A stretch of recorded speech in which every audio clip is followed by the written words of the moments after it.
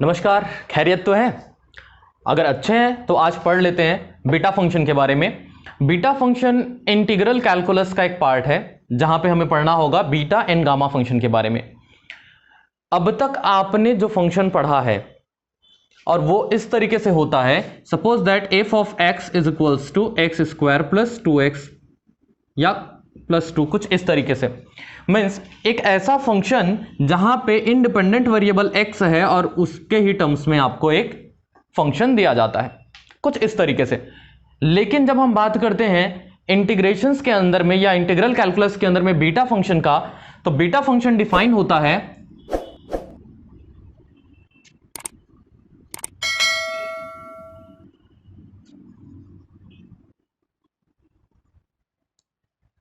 कुछ इस तरीके से कि it is defined as beta m of n is equals to integration from 0 to 1 x to the power m minus 1 into 1 minus x to the power n minus 1 dx where n and m always greater than 0।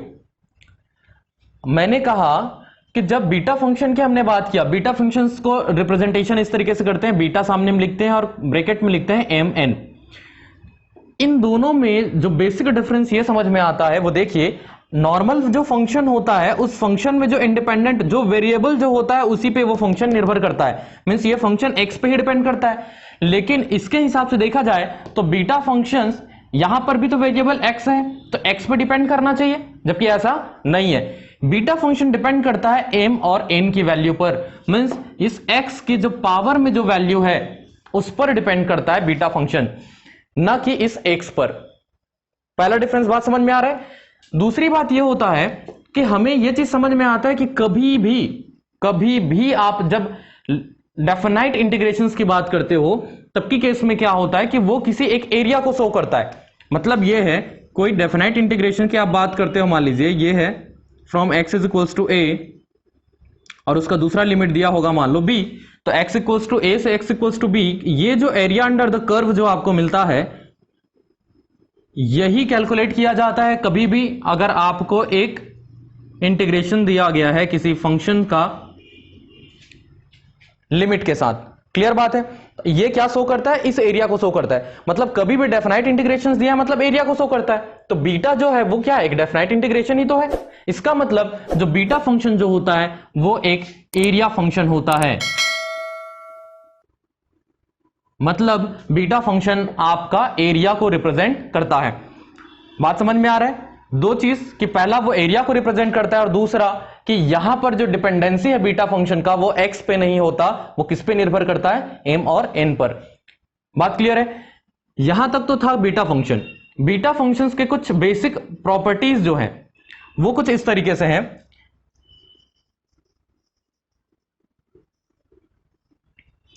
पहला, beta function जो होता है वो symmetry होता है।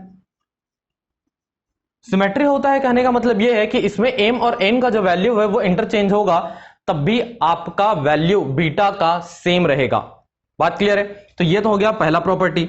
दूसरे property की बात करें तो हम बीटा को रिप्रेजेंट कर सकते हैं, beta of M N is equals to 2 times integration from 0 to pi by 2 sine 2n minus 1 theta into cos 2m minus 1 theta D theta. मतलब यह है कि हम बीटा फंक्शंस को ट्रिग्नोमेट्री के टर्म्स में भी रिप्रेजेंट कर सकते हैं। बीटा फंक्शंस को जरूरी नहीं हम x के टर्म्स पे ही रिप्रेजेंट करें। Beta function is equals to हम ये भी लिखते हैं integration from 0 to pi by 2 90 degree होता है। साइन का पावर हो जाता है 2n माइनस 1 थीटा और कॉस का पावर हो जाता है 2m माइनस 1 थीटा। इसको लिखने का तरीका कभी कभी ऐसे भी लिखते हैं कि sine theta whole to the power 2n minus 1, ऐसा भी लिख देते हैं। मेनली इस तरीके से लिखा जाता है। ये जो हमें बीटा मिलता है इंटीग्रेशंस के टर्म्स पे, इसे हम कहते हैं यूलर्स इंटीग्रेशन या integral of first kind. Clear है? तो ये तो था इसका दूसरा प्रॉपर्टी।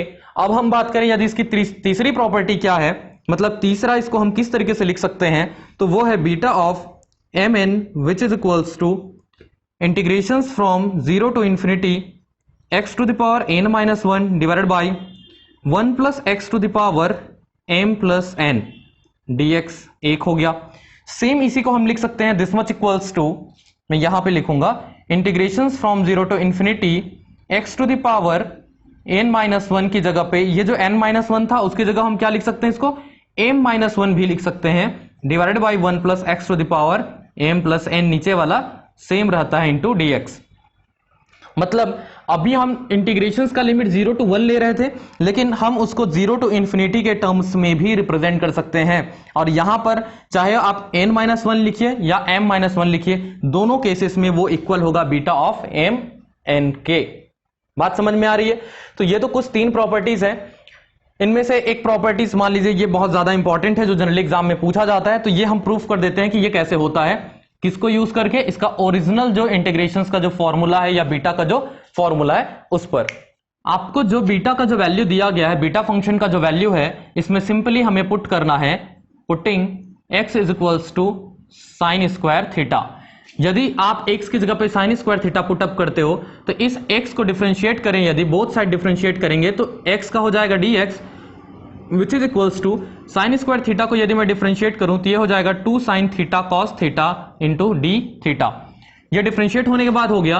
सिमिलरली जब आपको चेंज करना है तो आपको लिमिट भी चेंज करना पड़ेगा।